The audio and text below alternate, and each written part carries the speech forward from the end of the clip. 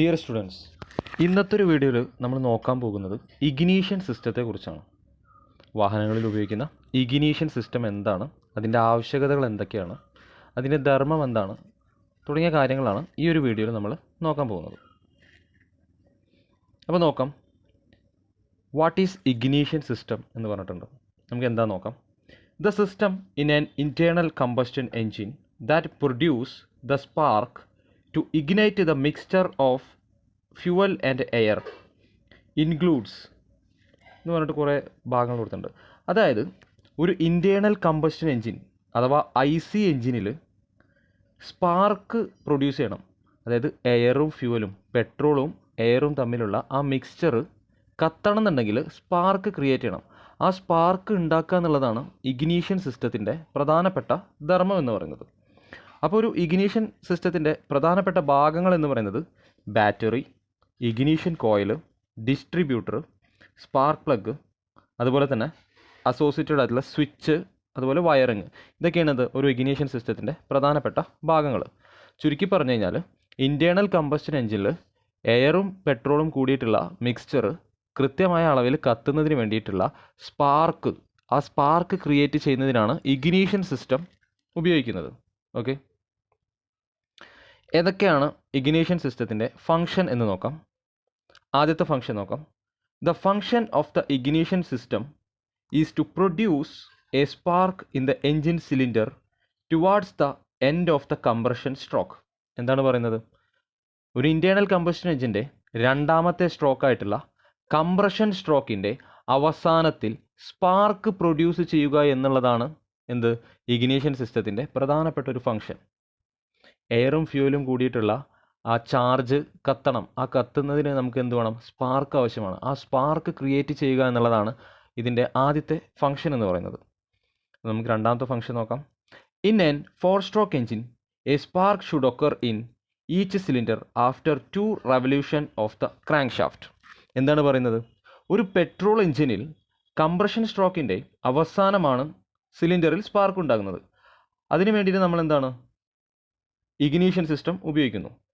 ഒരു 4-stroke petrol എഞ്ചിനിൽ crank ഷാഫ്റ്റിൻ്റെ ഓരോ 2 കറക്കത്തിലും 2-stroke പെട്രോൾ എഞ്ചിനിൽ ഓരോ 360 ഡിഗ്രി, അതായത് ഒരു കറക്കത്തിലും സ്പാർക്ക് ഉണ്ടാകുന്നു. അതായത് 4-stroke എഞ്ചിനിലാണെന്നുണ്ടെങ്കിൽ ക്രാങ്ക് ഷാഫ്റ്റിൻ്റെ 2 കറക്കത്തിലും, 2-stroke എഞ്ചിനിൽ ആണെന്നുണ്ടെങ്കിൽ ക്രാങ്ക് ഷാഫ്റ്റിൻ്റെ ഒരൊറ്റ കറക്കത്തിലുമാണ് സ്പാർക്ക് ഉണ്ടാകുന്നത്. ഓക്കെ, അടുത്ത പോയിന്റ് നോക്കാം. Produces 30,000 volt spark across spark plug എന്ന് പറഞ്ഞുള്ള ഏകദേശം 30,000 വോൾട്ട് ആണ് എന്ത് ചെയ്യുന്നത്? സ്പാർക്ക് പ്ലഗ് ആ സ്പാർക്ക് ഉണ്ടാക്കാൻ വേണ്ടിയിട്ടുള്ള വോൾട്ടേജ് എന്ന് പറയുന്നത്. അടുത്ത പോയിന്റ് നോക്കാം. Distributes high voltage spark to each spark plug in correct sequence.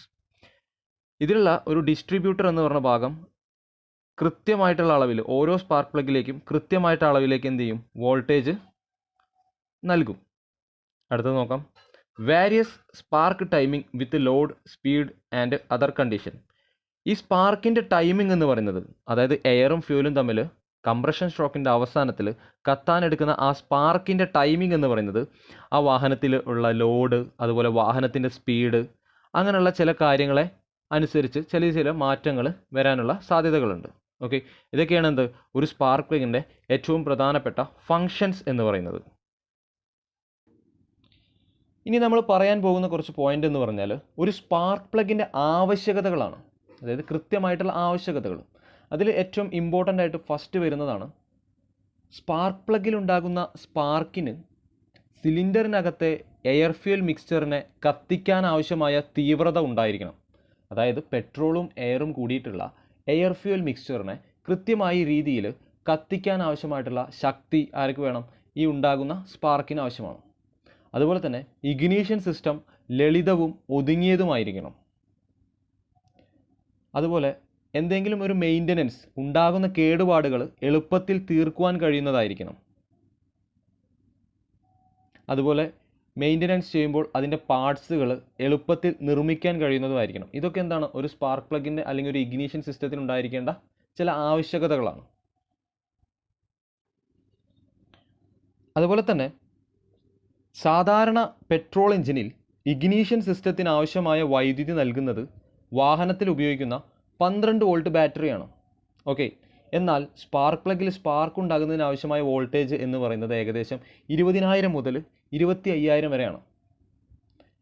Spark ഉണ്ടാകുന്നതിന് ആവശ്യമായ ഈ വോൾട്ടേജിനെ ബ്രേക്ക് ഡൗൺ വോൾട്ടേജ് എന്ന് പറയാം. ഓക്കെ, അപ്പോൾ സ്പാർക്ക് ഉണ്ടാവണ ഏകദേശം നേരത്തെ പറഞ്ഞു 30,000 അല്ലെങ്കിൽ ഒരു 25,000 വോൾട്ടെങ്കിലും എന്ത് വേണം, സ്പാർക്ക് ഉണ്ടാക്കാൻ ആവശ്യമായിട്ടുള്ള വോൾട്ടേജ് വേണം. ആ വോൾട്ടേജിന് പറയുന്ന പേരാണ് ബ്രേക്ക് ഡൗൺ വോൾട്ടേജ് എന്ന് പറയുന്നത്.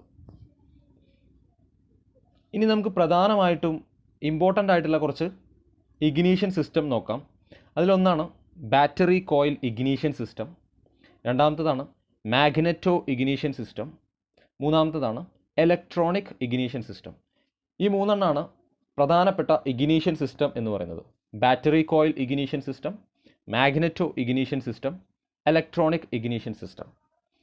ഓക്കെ, അപ്പോൾ ഈ ഒരു വീഡിയോയിൽ നമ്മൾ ഇഗ്നീഷൻ സിസ്റ്റത്തിൻ്റെ ഫങ്ഷൻസും അതിൻ്റെ ഇൻട്രൊഡക്ഷനുമാണ് പറഞ്ഞത്.